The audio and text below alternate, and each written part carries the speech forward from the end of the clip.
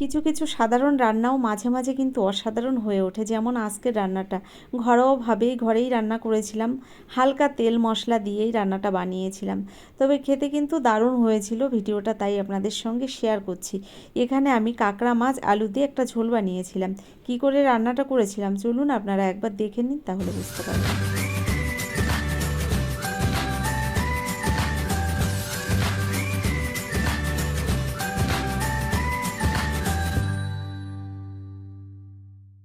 আজকের রেসিপিটি তৈরি করার জন্য এখানে আমি 1 কেজি কাঁকড়া মাছ নিয়েছি। আর এই কাঁকড়াটা সুন্দরবনের কাঁকড়া। আমি কিন্তু একজনকে অর্ডার দিয়েছিলাম, তিনি এসে দিয়ে গেছেন আমার বাড়িতে। 1 কেজি কাঁকড়া মাছ রয়েছে। কাঁকড়া মাছটাকে প্রথমেই আমি কেটে ধুয়ে গুছিয়ে নেব। আর কাঁকড়া মাছ কাটাটা কিন্তু খুব একটা চাপের কাজ, কারণ আমার ভীষণ ভয় লাগে, তার মধ্যেও কিন্তু কাঁকড়া মাছগুলো খুব কষ্ট করে আমি হাত দিয়ে কেটেছি। তো চলুন এবার রান্নাটা শুরু করব। এখানে মাছগুলো কেটে ধুয়ে গুছিয়ে নিয়েছি, আর ব্রাশ দিয়ে ঘষে ঘষে মাছগুলোকে আমি কিন্তু পরিষ্কার করে নিয়েছি, কারণ অনেক সময় কাঁকড়া মাছে কিন্তু নোংরা থাকে গায়ে। তো এগুলোকে ভালো করে পরিষ্কার করে আমি ধুয়ে গুছিয়ে নিয়েছি। সঙ্গে আমি দুটো আলুও কেটে নিয়েছি একটু বড় বড় সাইজে। আর দেখুন এখানে পাগুলো কতটা বড় দেখে নিশ্চয়ই বুঝতে পারছেন, আমি একটু ফাটিয়ে দিয়েছি কিন্তু। আর এখানে দেখুন কাঁকড়া মাছের ঘিলুটা রয়েছে বাটির মধ্যে। প্রথমেই দেখুন আমি এখানে কাঁকড়া মাছের ওপরে লবণ হলুদ দিয়ে দিচ্ছি। লবণ হলুদটাকে ভালো করে মাখিয়ে তেলের মধ্যে মাছগুলোকে ভেজে তারপর রান্নাটা করব। নমস্কার বন্ধুরা, কেমন আছেন সবাই? নিশ্চয়ই সবাই ভালো আছেন, আমিও ভালো আছি। টিয়ার রান্নাঘর থেকে আমি তন্দ্রা আজ নিয়ে এলাম কাঁকড়া মাছের একটা রেসিপি। সম্পূর্ণ ভিডিওটি দেখার অনুরোধ রইল। চলুন একবার দেখে নিন কী করে রান্নাটা আমি করেছি। এখানে মাছগুলো লবণ হলুদ মাখিয়ে নেওয়ার পরে কড়াইটা বসিয়ে দিয়েছি গরম। কড়াইয়ের মধ্যে দিয়ে দিলাম পরিমাণ মতো সর্ষের তেল। তেল গরম হয়ে যাওয়ার পরে আমি তেলের মধ্যে দিয়ে দিলাম অল্প পরিমাণে একটু লবণ আর একটু হলুদ। লবণ হলুদটা দেওয়ার পরে প্রথমে ওই তেলের মধ্যে আমি আলুগুলোকে ভেজে নিচ্ছি। আলুগুলো দিয়ে দিলাম তেলের মধ্যে, এভাবে নেড়ে চেড়ে আলুগুলোকে লাল লাল করে ভেজে তারপরে নামিয়ে নেব। আমরা কাঁকড়া মাছের বিভিন্নভাবেই রান্না করে থাকি, তো কাঁকড়া মাছ এভাবে একবার আপনারা বাড়িতে রান্না করে দেখতে পারেন, বেশ ভালোই লাগে খেতে। আর আমাদের বাড়িতে সাধারণত কাঁকড়া মাছ খুব একটা খাওয়া হয় না, শরীরে একটু প্রবলেমের জন্য কিন্তু কাঁকড়া মাছটা বাড়িতে একদমই আনা হয় না। তো আমার ছেলের বায়নাতেই কিন্তু এদিন বাড়িতেই কাঁকড়া মাছটা আমি একজনের কাছে অর্ডার করেছিলাম এনে দেওয়ার জন্য। তো উনি এনে দিয়ে গেছেন, আর তারপর কিন্তু আমি রান্নাটা করছি। দেখুন এখানে আলুগুলোকে আমি লবণ হলুদ দিয়ে ভালো করে ভেজে নিচ্ছি, আর ভেজে নেওয়ার পরে তারপর রান্নাটা করব। আলুগুলো এখানে আমি একটু লাল লাল করে ভেজে নেব। দেখুন প্রায় ভাজা হয়ে গেছে আলুগুলো। আর আলুগুলোকে ভেজে নেওয়ার পরে নামিয়ে নেব। দেখুন এখানে আলুগুলো ভাজা হয়ে গেছে, আমি এবার নামিয়ে নিচ্ছি। ওই তেলের মধ্যে আমি মাছগুলোকে ভেজে নেব। তো কাঁকড়া মাছগুলোকে আমি দিয়ে দিলাম তেলের মধ্যে, আর তেলের মধ্যে দেওয়ার পরে এভাবে নেড়ে চেড়ে, খুব একটা মাছটা আমি ভাজবো না, হালকা করে একটু ভেজে নেব।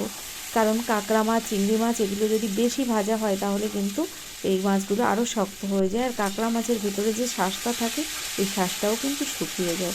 তো এখানে আমি হালকা করেই একটু ভেজে নেব। দেখুন এখানে এভাবে নেড়ে চেড়ে আমি জাস্ট 2 মিনিট মতো মাছগুলোকে ভেজে নিয়েছি। মাছগুলো 2 মিনিট ভেজে নেওয়ার পরে আমি আর বেশিক্ষণ ভাজবো না, মাছটা প্রায় ভাজা হয়ে গেছে। এরপর মাছগুলোকে আমি নামিয়ে নেব।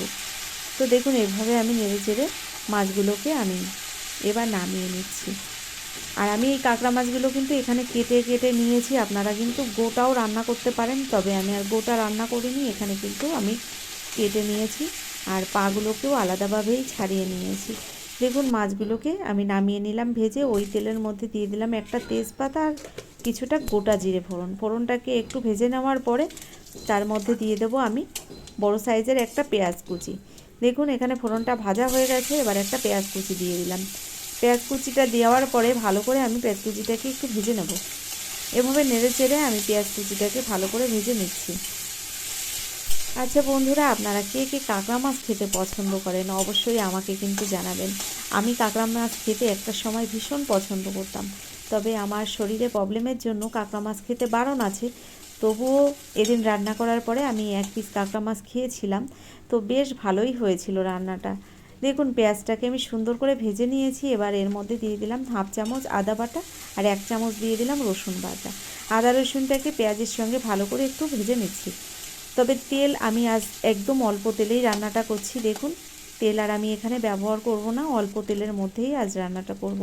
দিয়ে দিলাম পরিমাণ মতো লবণ, সঙ্গে দিয়ে দিলাম হলুদ গুঁড়ো, আর দিয়ে দিচ্ছি এর সঙ্গে 1 চামচের 3 ভাগের 1 ভাগ জিরের গুঁড়ো, 1 চামচের 3 ভাগের 1 ভাগ ধনিয়া গুঁড়ো, সঙ্গে দিয়ে দিলাম 1 চামচের মতো লঙ্কা গুঁড়ো। সব মশলাগুলো দেওয়ার পরে অল্প একটু জল দিলাম, তারপর নেড়ে চেড়ে মশলাটাকে ভালো করে কষিয়ে নিচ্ছি এবার। তো এখানে মশলাটাকে আমি হালকা আঁচে বেশ কিছুক্ষণ টাইম ধরে কিন্তু কষিয়ে নেব। বন্ধুরা এখানে দেখুন মশলাটা কিন্তু সুন্দর তেল ছেড়ে দিয়েছে, তবে আমি আরও একটু জল দিয়ে মশলাটাকে আরও কিছুক্ষণ কষিয়ে নেব। তো এভাবে আমি 2 থেকে 3 বার অল্প অল্প জল দিয়ে মশলাটাকে ভালো করে কষিয়ে নিয়েছি। আর মশলাটা প্রায় আমার কষানো হয়ে গেছে, এখানে আরও একটু জল দিয়ে দিলাম, আবারও কিছুক্ষণ মশলাটাকে কষিয়ে নিচ্ছি। তো মশলাটাকে এভাবে কিছুক্ষণ টাইম ধরে কষিয়ে নিলে তাহলে কিন্তু রান্নার টেস্ট আরও বেড়ে যাবে। মশলাটা এখানে কষানো হয়ে গেছে, এবার এর মধ্যে দিয়ে দেব যে কাঁকড়া মাছগুলো আমি ভেজে রেখেছিলাম। ভেজে রাখা কাঁকড়া মাছগুলো আমি দিয়ে দিলাম এবার মশলার মধ্যে। মশলার মধ্যে কাঁকড়া মাছগুলো দেওয়ার পরে আরও কিছুক্ষণ এভাবে কিন্তু আমি গ্যাসের ফ্লেমটাকে মিডিয়াম ফ্লেমে রেখে কাঁকড়া মাছের সঙ্গে মশলাটাকে সুন্দর করে কষিয়ে নেব। তো এখানে দেখুন আমি বেশ ভালো করে মশলার সঙ্গে কাঁকড়া মাছটাকেও কষিয়ে নিচ্ছি। আর গ্যাসের ফ্লেমটাকে কিন্তু একদম বাড়িয়ে নেওয়া যাবে না, তাহলে কিন্তু মশলাটা পুড়ে যাবে আর রান্নাটা কিন্তু খেতে ভালো লাগবে না। এভাবে হালকা আঁচে এই মশলার সঙ্গে কাঁকড়া মাছটাকেও সুন্দর করে কষিয়ে নিতে হবে। এখানে কষানোটা প্রায় হয়ে গেছে, দেখুন এভাবে কিছুক্ষণ কষিয়ে নিয়েছি। এবার এর মধ্যে আমি ভেজে রাখা আলুগুলো দিয়ে দেবো। তো দেখুন এখানে ভেজে রাখা আলুগুলো এবার আমি দিয়ে দিলাম এই কাঁকড়া মাছের মধ্যে। তো বন্ধুরা আপনারা যদি আলু খেতে পছন্দ না করেন সেক্ষেত্রে কিন্তু আলুটা আপনারা বাদ দিতে পারেন। দেখুন আলুগুলো দেওয়ার পরে ভালো করে আমি আলুগুলোও কিন্তু কাঁকড়া মাছের সঙ্গে এভাবে কষিয়ে নিচ্ছি। তো বন্ধুরা এভাবে কিছুক্ষণ কষিয়ে নেওয়ার পরে এরপর আমি দিয়ে দেবো গরম জল। আর জলটাকে কিন্তু আমি গরম করতে বসিয়ে দিয়েছি।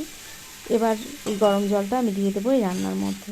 যে কোনো রান্নার মধ্যে গরম জল দিলে তার কিন্তু স্বাদটা দ্বিগুণ বেড়ে যায়। এখানে দেখুন গরম জলটা আমি দিয়ে দিলাম। তো এখানে আমি আমার পরিমাণ মতো জল ব্যবহার করেছি, আপনারা যেমন ঝোল রাখতে চান সেই অনুযায়ী কিন্তু জলটা ব্যবহার করবেন। এখানে গরম জলটা দেওয়ার পরে ভালো করে আমি খুন্তি দিয়ে একটু মিশিয়ে নিলাম। আর এরপর আমি দিয়ে দেব যে কাঁকড়া মাছের ঘিলুটাকে আমি আলাদা করে একটা বাটির মধ্যে রেখেছিলাম, এটা আমি ভাজিনি কিন্তু এখানে ঝোলের উপরেই দিয়ে দিলাম। এবার ঢাকনা বন্ধ করে আমি স্টিমে 2 থেকে 3 মিনিট রান্নাটা করে নেব। তো দেখুন 2 থেকে 3 মিনিট বাদে আমি ঢাকনাটা খুলে নিয়েছি।